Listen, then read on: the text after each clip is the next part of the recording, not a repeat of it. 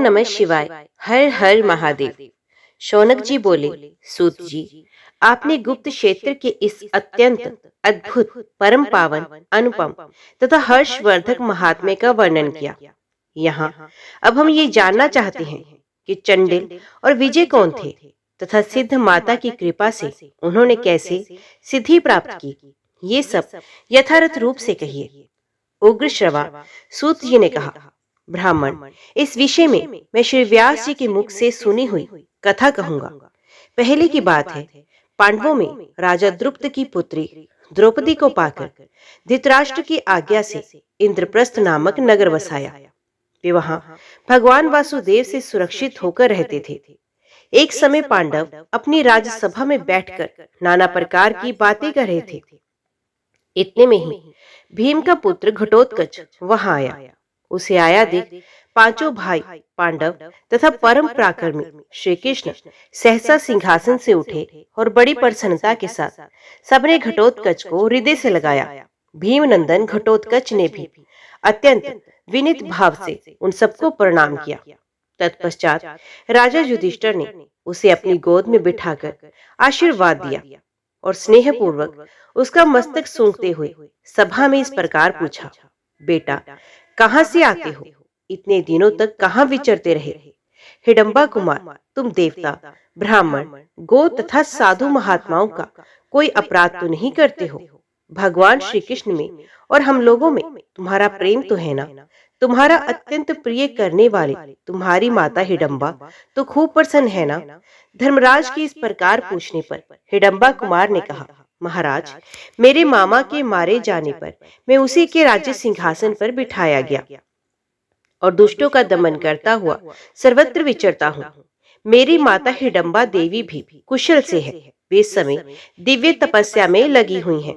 उन्होंने मुझे आज्ञा दी है, बेटा, तुम सदा अपने पिता पांडवों में भक्ति रखने वाले बनो। माता की ये बात सुनकर मैं भक्ति युक्त चित्त से आपको प्रणाम करने के लिए ही मेरुगिरी के शिखर से यहाँ आया हूँ। मेरी इच्छा है कि आप लोग मुझे किसी महान कार्य में नियुक्त करें, क्योंकि यही इस जीवन का महान फल है कि पुत्र सदा अपने पितृवर्ग की आज्ञा का पालन करे। इससे वे पुण्य लोकों पर विजय पाता है और इस संसार में भी यशस्वी होता है। घटोत्कच के ऐसा कहने पर धर्मराज युधिष्ठिर उससे इस प्रकार बोले, बेटा, तुम ही हमारे भक्त और सहायक हो।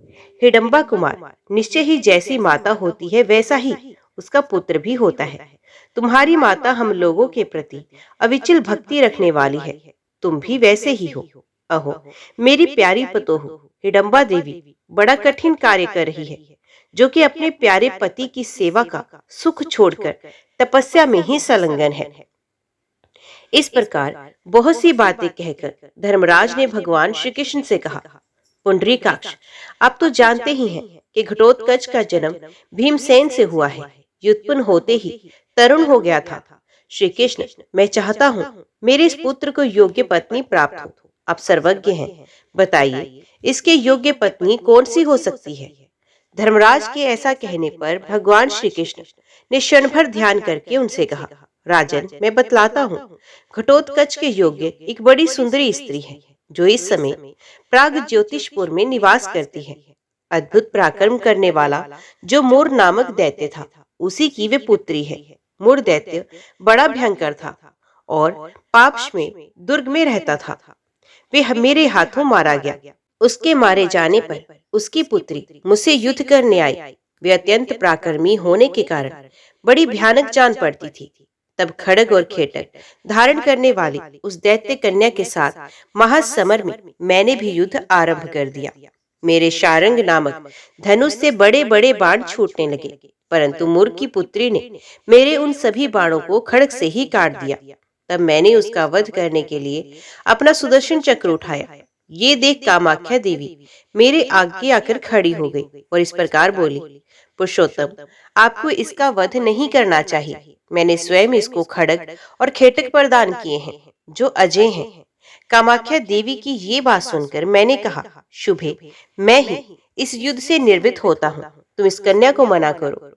तब कामाख्या देवी ने उसे हृदय से लगाकर कहा, भद्रे, तुम युद्ध से लौट चलो। ये माधव श्री कृष्ण युद्ध में दुर्जय हैं। कोई किसी प्रकार भी संग्राम में इन्हें मार नहीं सकता। संसार में ऐसा कोई वीर ना हुआ है, ना होगा, ना है जो इन्हें युद्ध में जीत सके। औरों की तो बात ही क्या है, साक्षात भगवान शंकर भी इन्हें परास्त नहीं कर सकते हैं। बेटी, ये तुम्हारे भावी ससुर हैं, अतः तुम इन्हें प्रणाम करके युद्ध से हट जाओ, यही तुम्हारे लिए उचित होगा। तुम इनके भाई भीमसेन की पुत्र वधू होगी, इसलिए अपने ससुर के समान पूजनीय जनार्दन का तुम आदर करो। अपिता के लिए तुम्हें शोक नहीं करना चाहिए। इन श्री कृष्ण के हाथ से जो तुम्हारे पिता की मृत्यु हुई है, वे सर्वथा सप्रहणीय है, क्योंकि इनके हाथ से मरने पर अब तुम्हारे पिता सब पातकों से मुक्त होकर विष्णु धाम में चले गए। कामाख्या देवी के ऐसा कहने पर काम कटंकटा ने क्रोध त्याग दिया और विनीत अंगों से मुझे प्रणाम किया। तब मैंने उसे आशीर्वाद देकर कहा, बेटी, तुम भगदत्त से सम्मानित होकर इसी नगर में निवास करो। यहाँ रहती हुई ही तुम वीर हिडम्बा कुमार को पति रूप में प्राप्त करोगी। इस प्रकार आश्वासन देकर मैंने कामाख्या देवी तथा मुरपुत्री को विदा किया। फिर वहां से द्वारका होता हुआ मैं यहाँ आकर आपसे मिला हूँ। अतः वे मूर्दैत्य की सुंदरी कन्या ही घटोत्कच के लिए योग्य स्त्री है। मैं ससुर हूँ, इसलिए मेरे द्वारा उसके रूप का वर्णन करना उचित नहीं होगा। साधु पुरुष के लिए ये कदापि उचित नहीं कि वे स्त्रियों के रूप सौंदर्य का वर्णन करे। एक बात और सुन लीजिए, उसने प्रतिज्ञा कर रखी है कि जो मुझे किसी प्रश्न पर निरुत्तर करके जीत ले तथा जो मेरे समान ही बलवान हो, वही मेरा पति होगा। उसकी ये प्रतिज्ञा सुनकर बहुत से दैत्य तथा राक्षस उसे जीतने के लिए गए, किंतु मोरवी ने उन सबको परास्त करके मार डाला। यदि महाप्रकर्मी घटोत्कच ऐसी मोरवी को जीतने का उत्साह रखता हो तो वे अवश्य ही उसकी पत्नी होगी। युधिष्ठिर बोले, प्रभु, उसके सब गुणों से क्या लाभ है, जब उसमें ये एक ही महान अवगुण भरा हुआ है। उस दूध को लेकर क्या किया जाएगा जिसमें विष मिला हो। अपने प्राणों से भी अधिक प्यारे भीमसेन कुमार को केवल साहस के भरोसे कैसे इस संकट में डाल दे। ये बेचारा तो शुद्ध वाक्य भी बोलना नहीं जानता। जनार्दन, देश देश में और भी तो बहुत सी स्त्रियां हैं, उन्हीं में से किसी उत्तम स्त्री को बताइए। भीमसेन बोले, भगवान श्री कृष्ण ने जो बात कही है वे अनेक प्रयोजनों को सिद्ध करने वाली सत्य और उत्तम है। मेरा विश्वास है घटोत्कच शीघ्र ही मोरवी को प्राप्त करेगा। अर्जुन बोले, कामाख्या देवी ने मोरवी से कहा है, भद्रे, भीमसेन का पुत्र तुम्हारा पानी ग्रहण करेगा। इस कारण मेरी राय यही है कि घटोत्कच शीघ्र वहां जाए। श्री भगवान बोले, अर्जुन, मुझको तुम्हारी और भीम की बात पसंद है। हिडम्बा कुमार, बोलो, तुम्हारी क्या राय है? घटोत्कच ने कहा, पूजनीय पुरुषों के आगे अपने गुणों का वर्णन करना उचित नहीं। सूर्य की किरणें और उत्तम गुण व्यवहार में आकर ही प्रकाशित होते हैं। उत्तम गुण व्यवहार में आकर ही प्रकाशित होते हैं। मैं सर्वथा ऐसी चेष्टा करूंगा जिससे मेरे निर्मल पिता पांडव मुझ पुत्र के कारण सत्पुरुषों की सभा में लज्जित न हो। यो कहकर महाभाव घटोत्कच ने उन सबको प्रणाम किया। फिर पितरों से विजय का आशीर्वाद पाकर उत्साह संपन्न हो वहां से जाने का विचार किया। उस समय भगवान जनार्दन ने उसकी प्रशंसा करके कहा, बेटा, कथा कहते समय विजय की प्राप्ति कराने वाले मुझ श्री कृष्ण का स्मरण अवश्य कर लेना, जिससे मैं तुम्हारी दुर्भेद्य बुद्धि को अविलंब बढ़ा सकूं। ऐसा कहकर श्री कृष्ण ने उसे हृदय से लगाया और आशीर्वाद देकर विदा किया। तदंतर हिडम्बा कुमार, महाप्रकर्मी घटोत्कच, सूर्याक्ष बालाख्य और महोदर इन तीन सेवकों के साथ आकाश मार्ग से चला और दिन बीतते बीतते प्राग ज्योतिषपुर में पहुंच गया। वहां जाने पर घटोत्कच ने प्राग ज्योतिषपुर से बाहर एक सोने का सुंदर भवन देखा, जो एक विशाल वाटिका में शोभा पा रहा था। उसकी ऊंचाई 1000 मंजिल की थी। मेरु पर्वत के शिखर की भांति सुशोभित होने वाले उस भवन के पास पहुंचकर घटोत्कच ने देखा, दरवाजे पर एक सखी खड़ी है। उसका नाम कर्ण प्रावर्णा था। वीर हिडम्ब कुमार ने सरस भाषा में उससे पूछा, कल्याणी, मुर की पुत्री कहाँ है? मैं दूर देश से आया हूँ, उनकी कामना करने वाला अतिथि हूँ और उन्हें देखना चाहता हूँ।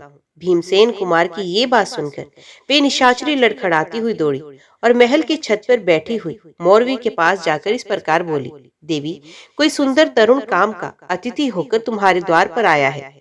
उसके समान सुंदर कांति वाला पुरुष कोई त्रिलोकी में भी नहीं होगा। अतः अब उसके लिए क्या कर्तव्य है, ये आज्ञा दीजिए। मोरवी बोली, अरे उन्हें शीघ्र ले आ, क्यों विलंब करती है? कदाचित देव की सहायता से उन्हीं के द्वारा मेरी प्रतिज्ञा की पूर्ति हो जाए। मोरवी के ऐसा कहने पर दासी ने घटोत्कच के पास जाकर कहा, कामी पुरुष, उस मृत्यु रूपा नारी के समीप शीघ्र जाओ। उसके ऐसा कहने पर हंसते हुए घटोत्कच ने वहीं पर अपना धनुष छोड़कर घर के भीतर प्रवेश किया और विद्युत की भांति प्रकाशित होने वाली उस दैत्य कन्या को देखकर इस प्रकार सोचा, अहो, मेरे पितृ स्वरूप श्री कृष्ण ने मेरे लिए योग्य स्त्री ही बतलाई है। इस प्रकार विचार करते हुए उसने मोरवी से कहा, ओ वज्र के समान कठोर हृदय वाली निष्ठुर नारी, मैं अतिथि होकर तुम्हारे घर आया हूँ। अतः सत्पुरुषों के लिए जो उचित स्वागत सत्कार है वे अपने हार्दिक भाव के अनुसार करो। हिडम्बा कुमार का ये वचन सुनकर मोरवी उसके रूप से विस्मित हो अपनी निंदा करके इस प्रकार बोली, भद्रपुरुष, तुम व्यर्थ ही यहाँ चले आए। जीते जी पुनः सुखपूर्वक लौट जाओ, अथवा यदि मुझे चाहते हो तो शीघ्र कोई कथा कहो। कथा कहकर यदि मुझे संदेह में डाल दोगे तो मैं तुम्हारे वश में हो जाऊंगी। उसके बाद मेरे द्वारा तुम्हारी सेवा होगी। उसके ऐसा कहने पर घटोत्कच ने ये संपूर्ण चराचर जगत जिनकी कथा है उन भगवान श्री कृष्ण का स्मरण करके कथा प्रारंभ की। मान लो किसी पत्नी के गर्भ से कोई बालक उत्पन्न हुआ जो युवा होने पर बड़ा अजितेंद्रिय निकला। उस युवक की एक पुत्री हुई तथा उसकी पत्नी मर गई। तब पिता ने ही उस नन्ही सी पुत्री की रक्षा एवं पालन पोषण किया। वे कन्या जब जवान हुई और उसके सब अंग विकसित हो गए, तब उसके पिता का मन उसके प्रति काम लोलुप हो गया। तदंतर उस पापी ने अपनी ही पुत्री से कहा, प्रिय, तुम मेरे पड़ोसी की लड़की हो। मैंने तुम्हें अपने पत्नी बनाने के लिए यहाँ लाकर दीर्घ काल तक पालन पोषण किया है। अतः अब मेरा वे अभीष्ट कार्य सिद्ध करो। उसके ऐसा कहने पर उस लड़की ने ऐसा ही माना। उसने इसे पति रूप में स्वीकार किया और इसने उसे पत्नी रूप में। तत्पश्चात उस कामी गधे से एक कन्या उत्पन्न हुई। अब बताओ वे कन्या उसकी क्या लगेगी, पुत्री अथवा दोहित्री? यदि तुम में शक्ति है तो मेरे इस प्रश्न का शीघ्र उत्तर दो। ये प्रश्न सुनकर मोरवी ने अपने हृदय में अनेक प्रकार से विचार किया, किंतु किसी प्रकार उसे इस प्रश्न का निर्णय नहीं सूझता था। तब उस प्रश्न से त्रास्त होकर मोरवी ने अपनी शक्ति का उपयोग किया। वे ज्यों ही झूले से सहसा उठकर हाथ में तलवार लेना चाहती थी, त्यों ही घटोत्कच ने बड़े वेग से पहुंचकर बाएं हाथ से उसके केश पकड़ लिए और धरती पर गिरा दिया। फिर उसके गले पर बायां पैर रखकर दाहिने हाथ में कर्तनी ली, उसकी नाक काट लेने का विचार किया। मोरवी ने बहुत हाथ पैर मारे, किंतु अंत में शिथिल होकर उसने मंद स्वर में कहा, नाथ, मैं तुम्हारे प्रश्न से और शक्ति से तथा बल से त्रास्त हो गई हूँ। तुम्हें नमस्कार है, अब मुझे छोड़ दो। मैं तुम्हारी दासी हूँ, जो आज्ञा हो मैं वो करूंगी। घटोत्कच ने कहा, यदि ऐसी बात है तो लो, मैंने तुम्हें छोड़ दिया। घटोत्कच के यूं कहकर छोड़ देने पर मोरवी ने पुनः उसे प्रणाम किया और कहा, महाबाहु, मैं जानती हूँ तुम बड़े वीर हो। त्रिलोकी में कहीं भी तुम्हारे पराक्रम की तुलना नहीं है। तुम इस पृथ्वी पर 60 करोड़ राक्षसों के स्वामी हो। ये बातें मुझे कामाख्या देवी ने बतलाई थी, वे सब आज याद आ रही हैं।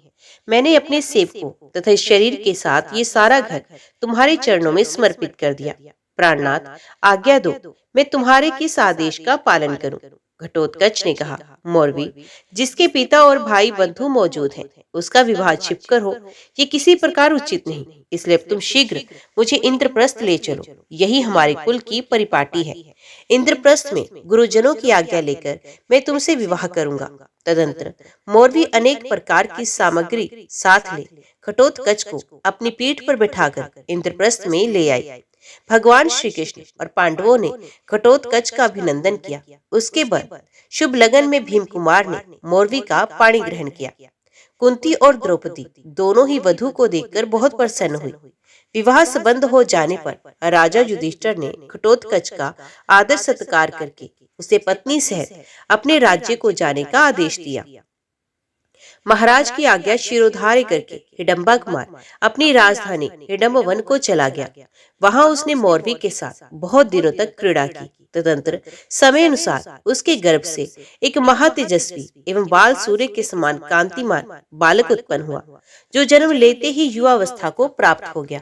उसने माता पिता से कहा, मैं आप दोनों को प्रणाम करता हूँ। बालक के आदि गुरु माता पिता ही हैं। अतः आप दोनों के दिए हुए नाम को मैं ग्रहण करना चाहता हूँ। तब घटोत्कच ने अपने पुत्र को छाती से लगाकर कहा, बेटा, तुम्हारे केश बर्बराकार घुंघराले हैं, इसलिए तुम्हारा नाम बर्बरीक होगा। महाबाहो, तुम अपने कुल का आनंद बढ़ाने वाले होगे। तुम्हारे लिए जो परम कल्याण में वस्तु है, उसको हम लोग द्वारकापुरी चलकर यदुकुलनाथ भगवान वसुदेव से पूछेंगे। तदंतर मौलवी को घर पर ही छोड़कर बुद्धिमान घटोत्कच अपने पुत्र को साथ ले आकाश मार्ग से द्वारका को गया। वहां यादवों की सभा में पहुंचकर उसने उग्रसेन, वसुदेव, सात्यक, अक्रूर, बलराम तथा श्री कृष्ण आदि प्रधान प्रधान यदुवीरों को प्रणाम किया। पुत्र सहित घटोत्कच को अपने चरणों में पड़ा देख भगवान श्री कृष्ण ने उसको और उसके पुत्र को भी उठाकर छाती से लगा लिया और आशीर्वाद दे अपने समीप बिठाकर इस प्रकार पूछा, बेटा, कुरुवंश को बढ़ाने वाले राक्षस श्रेष्ठ, बताओ, तुम्हें सब ओर से कुशल तो है ना?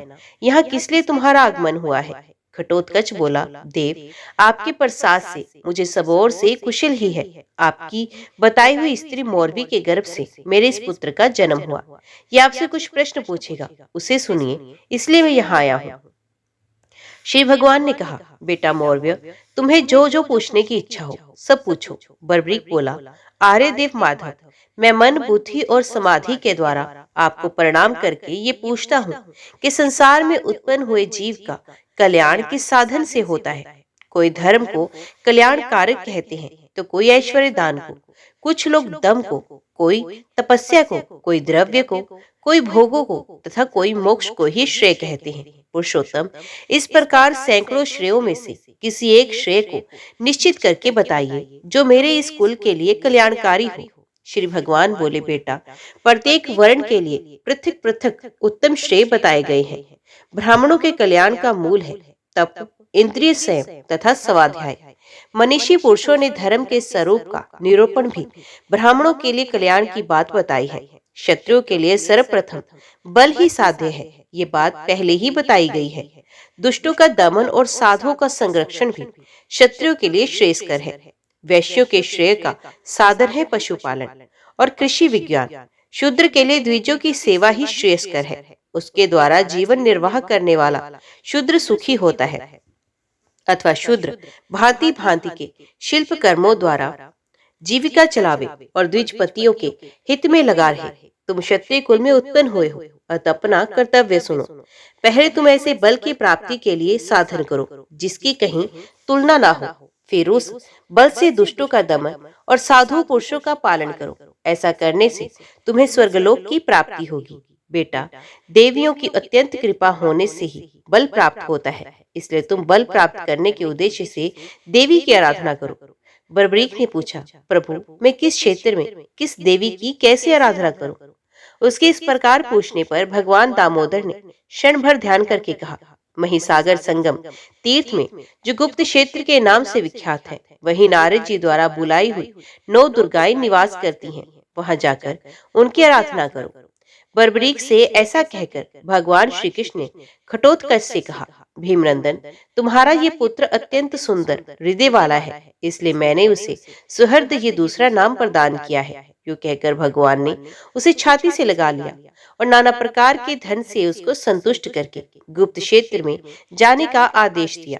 तब भगवान श्री कृष्ण को अपने पिता घटोत्कच को और वहां बैठे हुए सब यादवों को प्रणाम करके उन सबकी आज्ञा ले बर्बरीक गुप्त क्षेत्र को चला गया। घटोत्कच भी भगवान श्री कृष्ण से विदा ले अपने वन को गया और पुत्र के गुणों का स्मरण करता हुआ अपने राज्य का पालन करने लगा। तदंतर बुद्धिमान सुहृद गुप्त क्षेत्र में रहकर प्रतिदिन कर्म के द्वारा पुष्प, धूप और नाना प्रकार के उपहारों से तीनों समय देवियों की पूजा करने लगा। 3 वर्षों तक आराधना करने पर देवियां उस पर बहुत संतुष्ट हुई और प्रत्यक्ष दर्शन देकर उन्होंने उसको ऐसा दुर्लभ बल प्रदान किया जो तीनों लोकों में किसी के पास नहीं है। तत्पश्चात वे बोली, महादूते, कुछ काल तक तुम यही निवास करो, फिर विजय की संगति पाकर तुम अधिक कल्याण के भागी होगे। देवियों के ऐसा कहने पर सुहृद वहीं ठहर गया। तदंतर मगध देश के ब्राह्मण विजय वहां आए। उन्होंने कुमारेश्वर आदि 7 लिंगों का पूजन किया और अपनी विद्या को सफल बनाने के लिए चिरकाल तक देवियों की आराधना की। इससे संतुष्ट होकर देवियों ने स्वप्न में यह आदेश दिया, ब्राह्मण, तुम आंगन में सिद्ध माता के आगे संपूर्ण विद्याओं का साधन करो। सुहृदय हमारा भक्त है, ये तुम्हारी सहायता करेगा।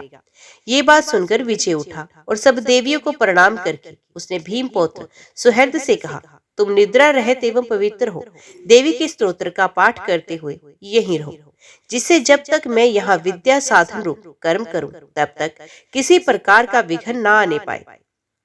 विजय के ऐसा कहने पर महाबली बर्बरिक जब विघ्न निवारण के लिए वहां खड़ा हुआ, तब विजय ने सुखपूर्वक आसन पर बैठकर मंत्र के द्वारा गुरुओं को नमस्कार किया। उसके बाद उक्त गुरु मंत्र का अष्टोत्तर जप करके पुण्य गुरुजनों को प्रणाम करने के पश्चात गणेश्वर विधान आरंभ किया। अब मैं गणपति के उस उत्तम मंत्र का वर्णन करता हूँ, जो बहुत छोटा होने पर भी समस्त कार्यों का साधक, महान प्रयोजनों की प्राप्ति कराने वाला तथा सब प्रकार की सिद्धि देने वाला है।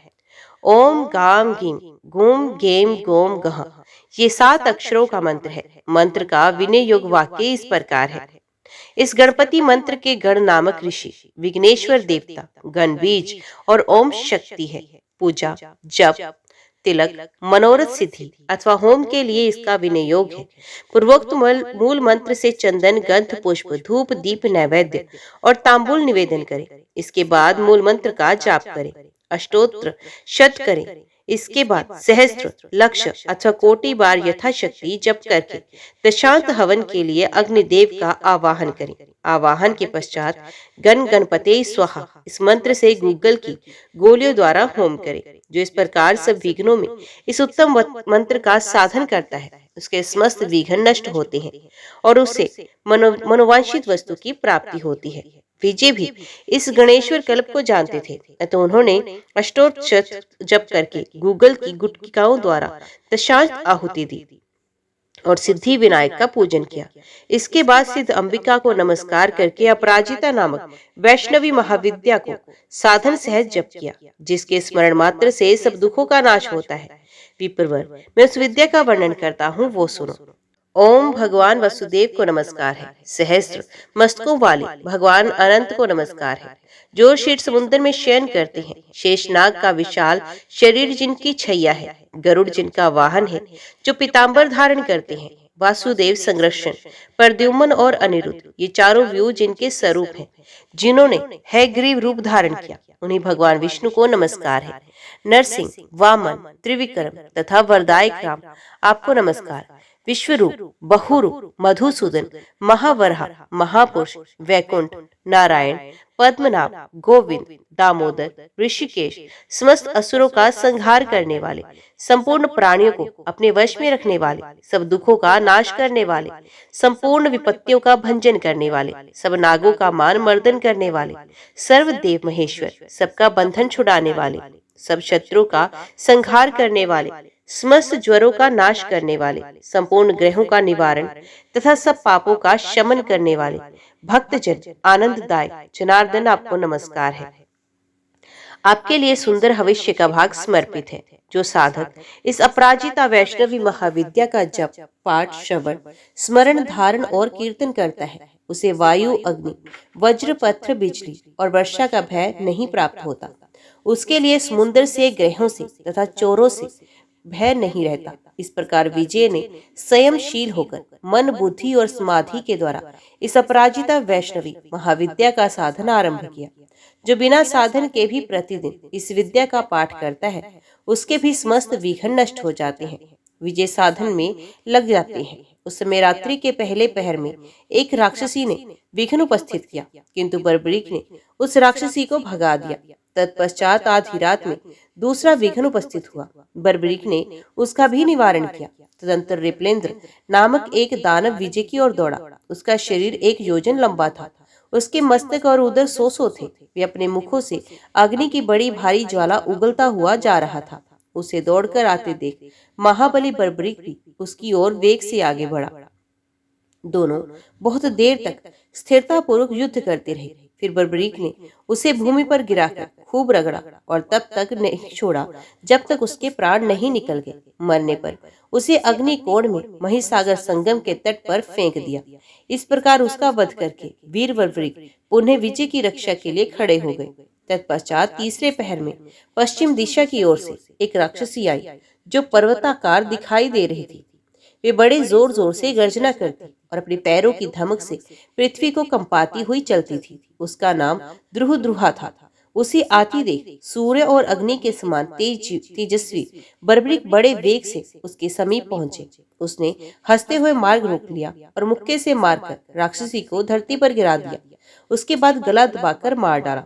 उसे मारकर बर्बरीक पुनः रक्षा के लिए खड़े हो गए। तदंतर चौथे पहर में एक अद्भुत नकली सन्यासी मूड मुड़ाए दिगंबर वेश में वहां आया। उसने बड़ा भारी व्रती होने का ढोंग रच रखा था। उसने आते ही कहा, हाय हाय, अरे भाई, ये तो बड़े कष्ट की बात है। अहिंसा ही परम धर्म है। तूने ये आग क्यों जला रखी है? आग में हवन करते समय सूक्ष्म जीवों का बड़ा भारी वध हो रहा है। उसकी ये बात सुनकर बर्बरीक ने हंसते हुए कहा, अग्नि में आहुति देने पर सब देवताओं की तृप्ति होती है।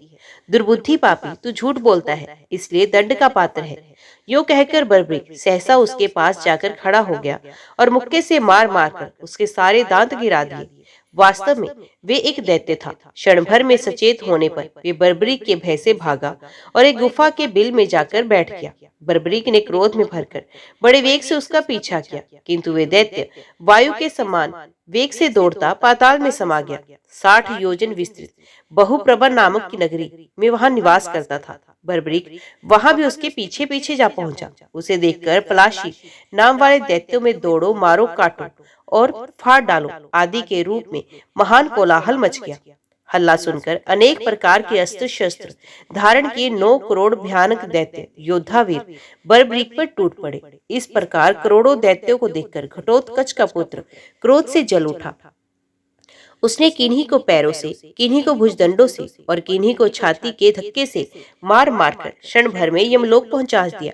दैत्यों के मारे जाने पर वासुकी आदि नाग वहां आए और नाना प्रकार के प्रिय वचनों द्वारा सुहृदय की स्तुति करते हुए बोले, भीमनंदन, आपने नागों का बड़ा भारी उपकार किया, क्योंकि आपके द्वारा ये पलाशी नामक दैत्य अपने सेवकों से मारा गया। वीर, इस दुरात्मा ने अपने सेवकों की सहायता से भांति भांति के उपाय करके हम लोगों को पीड़ा दी और पताल से भी नीचे कर दिया। आज आप हम नागों से कोई मनोवांछित वर मांगिए, हम सब आप पर प्रसन्न होकर वर देने को उत्सुक हैं। बर्बरीक बोला, नागगण, यदि मुझे वर देना चाहते हैं तो मैं यही मांगता हूँ कि विजय सब प्रकार के विघ्नों से मुक्त होकर सिद्धि प्राप्त करे। तब नागों ने प्रसन्न होकर कहा, बहुत अच्छा, ऐसा ही होगा। बर्बरीक नागों को वे दैत्यपुरी देकर उनके द्वारा सम्मानित हो वहां से लौटा। बिल के मनोहर मार्ग से लौटते समय उसने देखा कल्प वृक्ष के नीचे एक सर्वरत्न में लिंग विराजमान है। उसका महान प्रकाश सब ओर फैल रहा है तथा बहुत सी नाग कन्याएं उसका पूजन कर रही हैं। ये सब देखकर बर्बरीक को बड़ा विस्मय हुआ। उसने नाग कन्याओं से पूछा, सूर्य और अग्नि के समान तेजस्वी इस शिवलिंग की किसने स्थापना की है तथा इस शिवलिंग से चारों दिशाओं की ओर जो ये मार्ग गए हैं, इनका भी परिचय दो। वीर बर्बरीक का ये वचन सुनकर नाग कन्याओं ने सकुचाते हुए कहा, संपूर्ण नागों के राजा महात्मा शेष ने तपस्या करके यहाँ इस महालिंग की स्थापना की है। इसके दर्शन, स्पर्श, ध्यान और पूजन से ये सब सिद्धियों को देने वाला है। इस लिंग से पूर्व दिशा की ओर जाने वाला ये मार्ग भूलोक में श्री पर्वत तक चला गया है। नागलोक सुविधा पूर्वक वहां तक पहुंच सके, इसके लिए ईलापत्र नाग ने इस मार्ग का निर्माण किया। दक्षिण से जाने वाला ये मार्ग पृथ्वी पर शिवपार्क क्षेत्र में पहुंचता है। इसे करकोटक नाग ने वहां जाने के लिए बनवाया है। पश्चिम का ये मार्ग अतिशय प्रकाशमान प्रभास तीर्थ को जाता है। इसे एरावत ने नागों की यात्रा के लिए बनाया है। इसी प्रकार उत्तर से होकर निकला हुआ ये मार्ग पृथ्वी पर कुरुक्षेत्र में जाता है। महात्मा तक्षक ने वहां जाने के लिए ये मार्ग तैयार किया है। लिंग से ऊपर की ओर जो मार्ग जाता है, जिसे जाने के लिए आप खड़े हैं, वे गुप्त क्षेत्र में सिद्ध लिंग के पास गया है। ये मार्ग स्वामी स्कंद ने अपनी शक्ति के प्रहार से बनाया है। वीर, ये सब बातें हमने बता दी। अब आप हमारा निवेदन सुनिए। पहले तो ये बताइए कि आप कौन हैं? अभी अभी आप दैत्य के पीछे लग गए थे और अब अकेले ही लौट रहे हैं। इसका क्या कारण है? हम सब आपकी दासियां हैं और पति रूप में आपका वर्ण करती हैं। आप हमारे साथ यहाँ के विविध स्थानों में क्रीड़ा कीजिए। बर्बरीक ने कहा, देवियों, मेरा जन्म कुरुवंश में हुआ। मैं पांडु नंदन भीमसेन का पुत्र हूँ। बर्बरीक मेरा नाम है। मैं उस दैत्य को मारने के लिए आया था वे पापी दैत्य मेरा मारा गया, अतः अब पृथ्वी पर लौट रहा हूँ। अब आप लोगों से किसी प्रकार मेरा कोई प्रयोजन नहीं, क्योंकि मैंने सदा ब्रह्मचारी रहने का ही व्रत लिया है।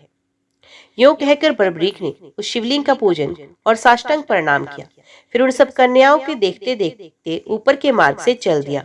बिल से बाहर आकर उसने पूर्व दिशा की ओर मुख को प्रकाश युक्त देखा। फिर बड़े हर्ष के साथ वे विजय से बोला। उस समय तक विजय अपना सब कार्य पूरा कर चुके थे।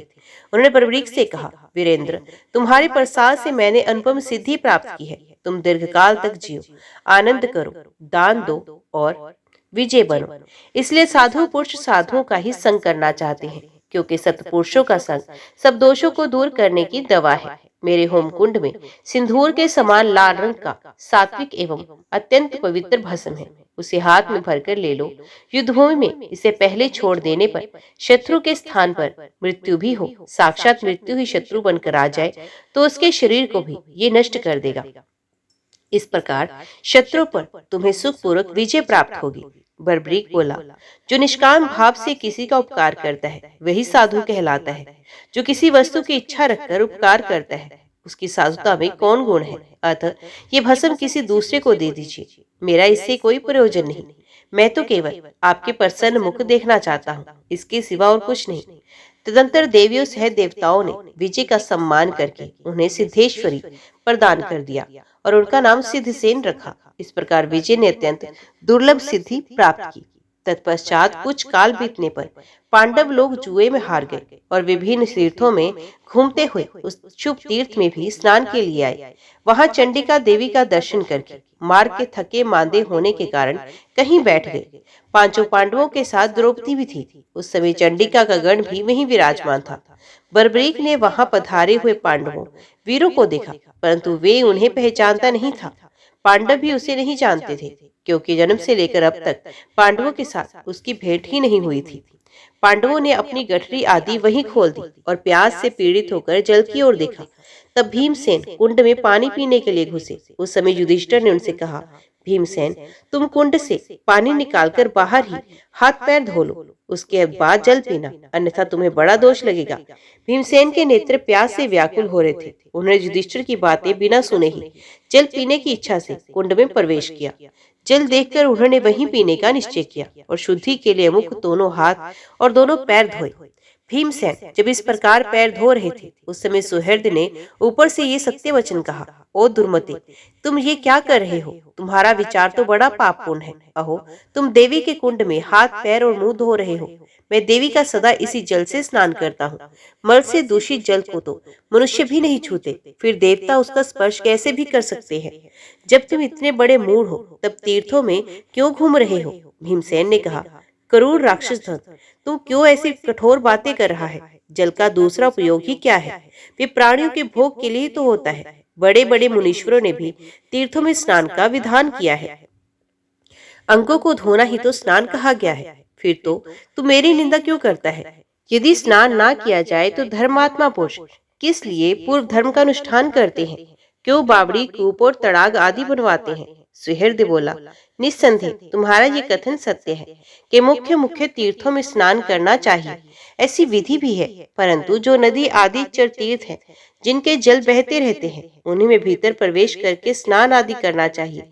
कूप, सरोवर आदि स्थावर तीर्थों में तो बाहर खड़े होकर ही स्नान आदि करना उचित है। सतावर तीर्थों में भी वहीं भीतर प्रवेश करके स्नान करने का विधान है, जहाँ भक्त पुरुष देवता को स्नान कराने के लिए जल ना लेते हो, तथा जो सरोवर देवस्थान से 100 हाथ से भी अधिक दूर बनाया गया हो, उसके भीतर प्रवेश करने का भी एक क्रम है कि पहले बाहर ही दोनों हाथ पैर धोकर फिर कुंड में स्नान किया जाए, अन्यथा दोष बताया गया है। क्या तुमने ब्रह्मा जी का बोला हुआ वो श्लोक नहीं सुना? जो जल में मल मूत्र, विष्टा, कफ, थूक और कुल्ला छोड़ते हैं, वे ब्रह्मत्यारे के समान है। इसलिए ओ दुराचारी, तुम शीघ्र जल से बाहर निकलाओ। यदि तुम्हारी इंद्रियां तुम्हारे काबू में नहीं है तो तुम तीर्थों में इसलिए घूमते हो। नादान, जिसके हाथ पैर और मन भली भांति संयम में हो और जिसके द्वारा समस्त क्रियाएं निर्विकार भाव से की जाती हो, वही तीर्थ का फल पाता है। मनुष्य पुण्य क्रम के द्वारा यदि 2 घड़ी भी जीवित रहे तो वे उत्तम है, परंतु उभय लोग विरोधी पाप कर्म के साथ एक कल्प की भी आयु मिले तो उसे ना स्वीकार करें। भीमसेन बोले, कौओं की तरह तेरी काई काई की कर्कश ध्वनि से मेरे तो कान बहरे हो गए। अब तू अपनी इच्छा के अनुसार यहाँ विलाप कर या चिंता के मारे सूख जा, मैं तो जल पीकर ही रहूंगा। सुहृदय ने कहा, मैं धर्म की रक्षा करने वाले शत्रु के कुल में उत्पन्न हुआ हूँ, अतः किसी प्रकार भी तुम्हें पाप नहीं करने दूंगा। हमारे इस कुंड से तो तुम शीघ्र ही बाहर निकल आओ, नहीं तो इन ईंटों के टुकड़ों से तुम्हारा मस्तक चूर चूर कर दूंगा। यूं कहकर बर्बरीक ने ईंटें उठा ली और भीम के मस्तक को लक्ष्य करके फेंकना शुरू किया। भीमसेन उसके प्रहार को बचाकर उछले और सरोवर से बाहर आ गए। फिर तो दोनों भयंकर पराक्रमी वीर एक दूसरे को घुड़कते हुए आपस में गुथ गए। दोनों ही युद्ध विद्या में पारंगत थे, अतः अपनी विशाल भुजाओं से युद्ध करने लगे। दो ही घड़ी में उस राक्षस के सामने पांडव भीमसेन दुर्बल पड़ने लगे। अंत में बर्बरीक ने भीमसेन को उठा लिया और जल में फेंकने के लिए समुद्र की ओर चल दिए। समुद्र के किनारे पहुंचने पर भगवान शंकर ने आकाश में स्थित हो बर्बरीक से कहा, राक्षसों में श्रेष्ठ महाबली बर्बरीक, ये भरतकुल के रत्न और तुम्हारे पितामह भीमसेन हैं, इन्हें छोड़ दो। ये तीर्थ यात्रा के प्रसंग से अपने भाइयों तथा द्रौपदी के साथ विचरते हुए इस तीर्थ में भी स्नान करने के लिए ही आए हैं, अतः तुम्हारे द्वारा सर्वथा सम्मान पाने के योग्य है। भगवान शंकर का ये वचन सुनकर सुहृदय सहसा भीमसेन को छोड़कर उनके चरणों में गिर पड़ा और बोला, हाय, मुझे धिक्कार है, ये बड़े कष्ट की बात है, बड़े कष्ट की बात है। पितामह, मुझे क्षमा कीजिए, क्षमा कीजिए। उसे इस प्रकार शोक करते और बार बार मोहित होते देख भीमसेन ने छाती से लगा लिया और स्नेह से मस्तक सूंघकर कहा, वत्स, जन्म काल से ही ना तो हम तुम्हें पहचानते हैं, ना तुम हमको। केवल घटोत्कच तथा भगवान श्री कृष्ण से ये सुन रखा है कि तुम इसी तीर्थ में निवास करते हो, किंतु ये सब बात भी हमें भूल गई थी, क्योंकि जो लोग अनेक प्रकार के दुखों से दुखी और मोहित होते हैं, उनकी सारी स्मरण शक्ति नष्ट हो जाती है। अतः हम पर जो ये दुख आया है, वे सब काल की प्रेरणा से प्राप्त हुआ है। बेटा, तुम शोक ना करो, तुम्हारा इसमें तनिक भी दोष नहीं है, क्योंकि कुमार्ग पर चलने वाला कोई भी क्यों ना हो, क्षत्रिय के लिए दंडनीय ही है। साधु क्षत्रिय को उचित है कि यदि कुमार्ग पर चले तो अपनी आत्मा को भी दंड दे, फिर माता पिता, सुहृद, भ्राता और पुत्र आदि के लिए तो कहना ही क्या। मुझे आज बड़ा हर्ष हो रहा है। मैं और मेरे पूर्वज धन्य हैं, जिनका पुत्र ऐसा धर्मज्ञ और धर्म पालक है। तुम मेरे वर पाने के योग्य हो, मेरे तथा दूसरे सत्पुरुषों के द्वारा प्रशंसा पाने के अधिकारी हो। अतः ये शोक छोड़कर तुम्हें स्वस्थ हो जाना चाहिए। बर्बरीक बोला, पितामह, मैं पापी हूँ, ब्रह्म हत्यारे से भी अधिक घृणा का पात्र हूँ, प्रशंसा के योग्य कदापि नहीं हूँ। प्रभु, ना तो आप मेरी ओर देखें और ना मेरा स्पर्श ही करें। ब्राह्मण लोग सभी पापों का प्रायश्चित बतलाते हैं, परंतु जो पिता माता का भक्त नहीं, उसके उद्धार का कोई उपाय नहीं। अतः जिस शरीर से मैंने पितामह को पीड़ा पहुंचाई, उस अपने शरीर को आज मैं महिसागर संगम में त्याग दूंगा, जिससे अन्य जन्मों में भी ऐसा ही पातकी ना हो। यूं कहकर बलवान बर्बरीक उछलकर समुद्र के भीतर चला गया। समुद्र भी ये सोचकर कांप उठा कि मैं कैसे इसका वध करूं। तदंतर सिद्ध अंबिका तथा चारों दिशाओं की देवियां रुद्र के साथ वहां आई और उसे हृदय से लगाकर बोली, वीरेंद्र, अनजाने में किए हुए पाप से दोष नहीं लगता। ये बात शास्त्रों में बताई गई है, अतः तुम्हें इसके विपरीत कोई बर्ताव नहीं करना चाहिए। देखो, तुम्हारे पितामह भीम पुत्र पुत्र पुकारते हुए तुम्हारे पीछे लगे हुए चले आ रहे हैं। तुम्हारी मृत्यु हो जाने पर वे स्वयं भी प्राण त्याग देने को उत्सुक हैं। वीर, यदि इस समय तुम शरीर छोड़ोगे तो भीमसेन भी शरीर का त्याग कर देंगे। उस दशा में तुम्हें बड़ा भारी दुख लगेगा। अतः महामती, तुम ऐसा जानकर अपने शरीर को धारण करो। थोड़े ही समय में देवकी नंदन श्री कृष्ण के हाथ से तुम्हारे शरीर का नाश होगा, ऐसा बताया गया है।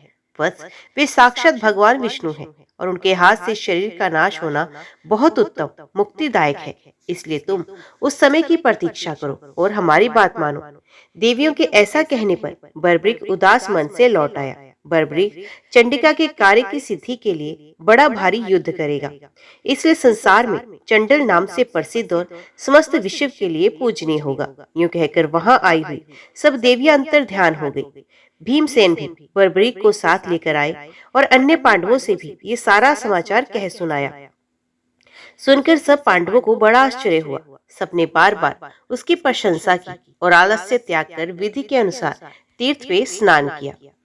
सूत जी कहते हैं, तदंतर पांडवों के वनवास का 13वां वर्ष व्यतीत हो जाने पर जब उपलव्य नामक स्थान में जब राजा युद्ध के लिए एकत्रित हो गए, तब महारथी पांडव भी युद्ध करने के लिए कुरुक्षेत्र में आकर स्थित हुए। दुर्योधन आदि कौरव भी वहां पहले से ही टिके हुए थे। उस समय भीष्म जी ने रथियों और अतिरथियों की गणना की। उसका सब समाचार गुप्तचरों द्वारा सुनकर राजा युधिष्ठिर ने अपने पक्ष के राजाओं के बीच भगवान श्री कृष्ण से कहा, देवकी नंदन पितामह भीष्म ने रथियों और अतिरथियों का वर्णन किया है। उसे सुनकर दुर्योधन ने अपने पक्ष के महारथियों से पूछा कि कौन वीर कितने समय में सेना सहित पांडवों का वध कर सकता है। इसके उत्तर में पितामह भीष्म तथा कृपाचार्य ने 1 मास में हम सबको मारने की प्रतिज्ञा की है। द्रोणाचार्य ने 15 दिनों में, अश्वत्थामा ने 10 दिनों में तथा सदा मुझे भयभीत करने वाले कर्ण ने 6 दिन में सेना सहित पांडवों का मारने की घोषणा की है। अतः यही प्रश्न मैं अपने पक्ष के महारथियों के सामने रखता हूँ, कौन कितने समय में सेना सहित कौरवों को मार सकता है। राजा युधिष्ठिर का ये वचन सुनकर अर्जुन बोले, महाराज भीष्म आदि महारथियों ने जो प्रतिज्ञा या घोषणा की है वे सर्वथा असंगत है, क्योंकि विजय और पराजय में पहले से किया हुआ निश्चय झूठा होता है। आपके पक्ष में भी जो वीर राजा हैं, वे युद्ध के लिए कमर कसकर रणभूमि में डटे हुए हैं। देखिए, ये नरश्रेष्ठ काल के समान दुर्दर्श हैं। द्रुपद, विराट, कैकेयी, सहदेव, सात्यक, दुर्जय वीर चकितान, धृष्टद्युम्न पुत्र सहित महाप्रकर्मी, घटोत्कच, महाधुरंधर भीमसेन आदि तथा कभी किसी से परास्त न होने वाले भगवान श्री कृष्ण, ये सब आपके पक्ष में हैं। मैं तो समझता हूँ इनमें से एक एक वीर सारी कौरव सेना का संहार कर सकता है। इनके डर से कौरव इस प्रकार भागेंगे जैसे सिंह से डरे हुए मृग।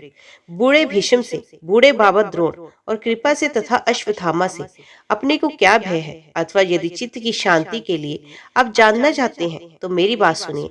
मैं अकेला ही युद्ध में सेना सहित समस्त कौरवों को एक दिन में नष्ट कर सकता हूँ। अर्जुन की ये बात सुनकर घटोत्कच के पुत्र ने हंसते हुए कहा, महात्मा अर्जुन ने जो प्रतिज्ञा की है वे मुझे नहीं सही जाती, क्योंकि इनके द्वारा दूसरे वीरों पर महान आक्षेप हो रहा है। अतः अर्जुन और श्री कृष्ण सहित आप सब लोग चुपचाप खड़े रहें।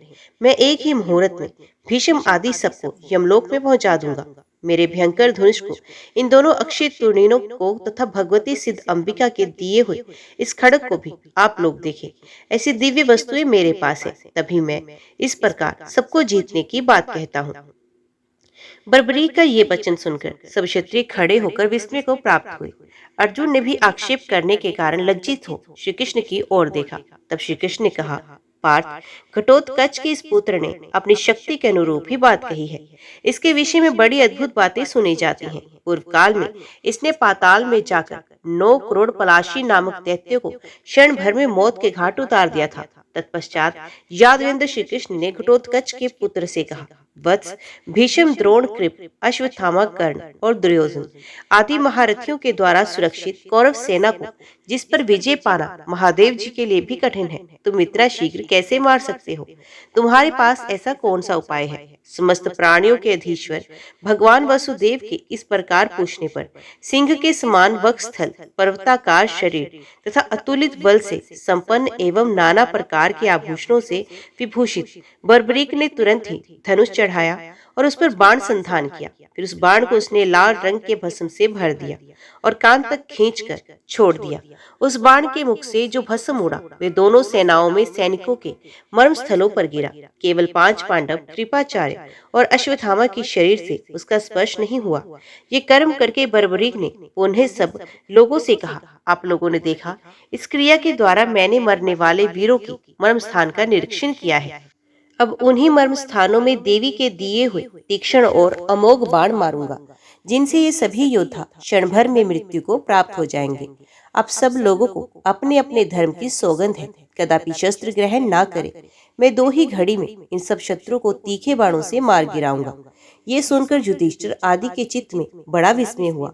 वे सब लोग बर्बरीक को साधुवाद देने लगे, जिससे महान कोलाहल छा गया। बर्बरीक ने ज्यों ही उपयुक्त बात कही, त्यों ही श्री कृष्ण ने कुपित होकर अपने तीखे चक्र से बर्बरीक का सर काट दिया। ये देख सबको बड़ा आश्चर्य हुआ। सब एक दूसरे से कहने लगे, अहो ये क्या हुआ? घटोत्कच का पुत्र कैसे मारा गया? पांडव भी अन्य सब राजाओं के साथ आंसू बहाने लगे। घटोत्कच तो हाय पुत्र कहता हुआ शोक से मूर्छित होकर गिर पड़ा। इसी समय सिद्धंबिका आदि 14 देवियां वहां पहुंची। श्री चंडिका ने घटोत्कच को सांत्वना देकर उच्च स्वर से कहा, सब राजा सुने, विद आत्मा भगवान श्री कृष्ण ने महाबली बर्बरीक का वध किस कारण से किया है वे मैं बतलाती हूँ। पूर्व काल की बात है, मेरु पर्वत के शिखर पर सब देवता एकत्रित हुए थे। उस समय भार से पीड़ित हुई ये पृथ्वी वहां गई और सब देवताओं से बोली, आप लोग मेरा भार उतारे। तब ब्रह्मा जी ने भगवान विष्णु से कहा, भगवान आप मेरी प्रार्थना सुने, आप ही पृथ्वी का भार उतार सकते हैं। इस कार्य में देवता आपका अनुसरण करेंगे। तब भगवान विष्णु ने तथास्तु कहकर ब्रह्मा जी की प्रार्थना स्वीकार की। इसी समय सूर्यवर्चा नामक यक्षराज ने अपनी भुजा ऊपर उठाकर कहा, आप लोग मेरे रहते हुए मनुष्य लोक में क्यों जन्म धारण करते हैं? मैं अकेला ही अवतार लेकर पृथ्वी के भारभूत सब दैत्यों का संहार करूंगा। सूर्यवर्चा के ऐसा कहने पर ब्रह्मा जी कुपित होकर बोले, दुर्मते, पृथ्वी का ये महान भार समस्त देवताओं के लिए भी दुस्सह है। उसे तू मोहवश केवल अपने ही द्वारा साध्य बतलाता है। मूर्ख, पृथ्वी का भार उतारते समय जब युद्ध का आरंभ होगा, उस समय श्री कृष्ण के हाथ से तेरे शरीर का नाश होगा, इसमें संशय नहीं। ब्रह्मा जी के द्वारा ऐसा शाप प्राप्त होने पर सूर्यवर्चा ने भगवान विष्णु से याचना की, भगवान यदि इस प्रकार मेरे शरीर का नाश होने वाला है तो मैं एक प्रार्थना करता हूँ, जन्म से ही मुझे ऐसी बुद्धि दीजिए जो सब अर्थों को सिद्ध करने वाली हो। ये सुनकर भगवान विष्णु ने देव सभा में कहा, ऐसा ही होगा। देवियां तुम्हारे मस्तक की पूजा करेंगी, तुम पूज्य हो जाओगे। भगवान के ऐसा कहने पर सूर्यवर्चा तथा आप सब देवता इस पृथ्वी पर अवतीर्ण हुए। सूर्यवर्चा ही ये घटोत्कच का पुत्र है जो मारा गया है। अतः समस्त राजाओं को श्री कृष्ण से दोष नहीं देखना चाहिए। श्री भगवान बोले, राजाओं, देवी ने जो कुछ कहा है ये निस्संदेह वैसा ही है। मैंने देव समाज में सूर्यवर्चा को जो वर दिया था उसका स्मरण करके ही गुप्त क्षेत्र में देवी की आराधना के लिए मैंने इसे नियुक्त किया था। राजाओं में ऐसा कहकर भगवान श्री कृष्ण फिर चंडिका से बोले, देवी ये भक्त का मस्तक है, इसे अमृत से सींचो और राहु के सिर की भांति अजर अमर बना दो। देवी ने वैसा ही किया। जीवित होने पर उस मस्तक ने भगवान श्री कृष्ण को प्रणाम किया और कहा, मैं युद्ध देखना चाहता हूँ, इसके लिए मुझे अनुमति दे। तब भगवान श्री कृष्ण ने मेघ के समान गंभीर वाणी में कहा, बस जब तक ये पृथ्वी, नक्षत्र, चंद्रमा और सूर्य रहेंगे तब तक तुम सब लोगों के द्वारा पूजनीय होगे। अब तुम इस पर्वत शिखर पर चढ़कर वहां रहो, वहीं से होने वाले युद्ध को देखो। भगवान वासुदेव के ऐसा कहने पर समस्त देवियां आकाश में जाकर अंतर ध्यान हो गई। बर्बरी का मस्तक पर्वत के शिखर पर स्थित हो गया। उसका शरीर जमीन पर था। उसका यथाविधि संस्कार कर दिया गया। मस्तक का कोई संस्कार नहीं हुआ। तत्पश्चात कौरव और पांडवों की सेना में भयानक संग्राम छिड़ गया जो लगातार 18 दिनों तक चला। युद्ध में द्रोण और कर्ण आदि सब वीर मारे गए। 18 दिनों बाद निर्दयी दुर्योधन भी मारा गया। तब अपने बंधु बांधवों के बीच में धर्मराज युधिष्ठिर ने भगवान श्री गोविंद से कहा, पुरुषोत्तम, इस महान संग्राम सागर से आपने ही हम लोगों को पार उतारा है।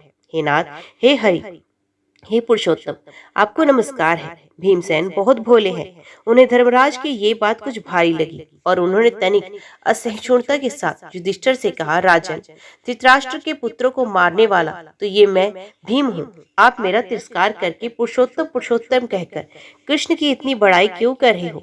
धृष्टद्युम्न, अर्जुन, सात्विक और मैं, जिन लोगों ने युद्ध में पराक्रम दिखाकर विजय पाई, उन्हें छोड़कर आप ऐसा क्यों कह रहे हैं?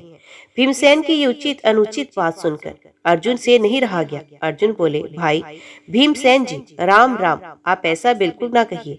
आप जनार्दन श्री कृष्ण को यथार्थ जानते ही नहीं। मेरे, आपके या किसी भी अन्य वीर के द्वारा शत्रु का वध नहीं किया गया है। युद्ध के समय मैं सदा देखता था कि मेरे आगे आगे कोई एक पुरुष शत्रु को मारता हुआ चला जा करता है। मुझे पता नहीं वे कौन था। अर्जुन की बात सुनकर भीमसेन बोले, अर्जुन, तुम निश्चय ही बड़े भ्रम में पड़े हो।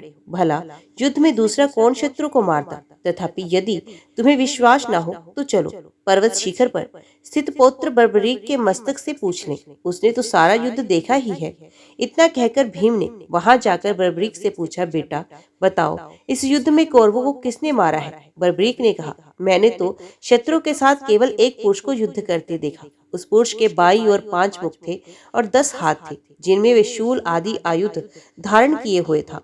उसके दाहिनी ओर 1 मुख और 4 भुजाएं थी, जो चक्र आदि अस्त्र शस्त्रों से सुसज्जित थी। उसके बाईं ओर के मस्तक जटाओं से सुशोभित थे और दाहिनी ओर मस्तक पर मुकुट झलमला रहे थे। उसने बाईं ओर भस्म धारण कर रखी थी तथा दाईं ओर चंदन लगा रखा था। बाईं ओर चंद्रकला शोभा पा रही थी और दाईं ओर कौस्तुभ मणि की छटा छा रही थी। उस पुरुष के अतिरिक्त कौरव वाहिनी का विनाश करने वाले किसी अन्य पुरुष को मैंने नहीं देखा।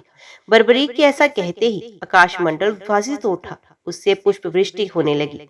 देवताओं की दुदंभियां बज उठी और साधु साधु की ध्वनि से आकाश भर गया।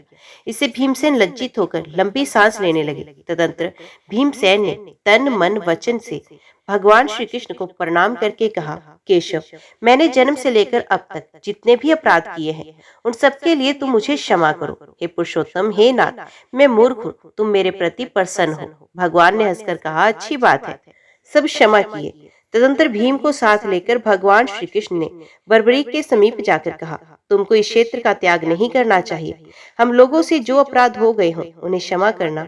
भगवान के ऐसा कहने पर बर्बरीक ने उन्हें प्रणाम किया और प्रसन्नतापूर्वक वे अपने अभीष्ट स्थान को चला गया। भगवान वासुदेव भी अवतार संबंधी सब कार्य पूर्ण करके परमधाम को पधार गए। ब्राह्मणों, इस प्रकार मैंने तुम्हें बर्बरीक के जन्म का वृत्तांत बतलाया और गुप्त क्षेत्र का भी संक्षेप से वर्णन किया। इस क्षेत्र का प्रमाण ब्रह्मा जी ने 7 कोस का बताया है। ये संपूर्ण मनोरथों को सिद्ध करने वाला है। इस प्रकार परम पवित्र महिसागर संगम का वर्णन किया गया।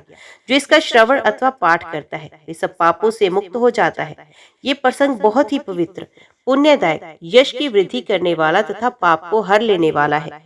जो पुरुष भक्ति पूर्वक इसका श्रवण करता है वे पुण्य का भागी होता है और प्राणनाश के पश्चात भगवान शिव के परम धाम में जाता है। जो मनुष्य मन और इंद्रियों को संयम में रखे पवित्र हो, इस परम धन्य यशोदायक निश्चय पुण्यप्रद मनुष्य मात्र के पापहारक तथा उत्तम मोक्षदायक पुराण का प्रतिदिन श्रवण करता है, वे सूर्य मंडल को वेद कर भगवान विष्णु के परम धाम को प्राप्त होता है। ओम नमः शिवाय। हर हर महादेव।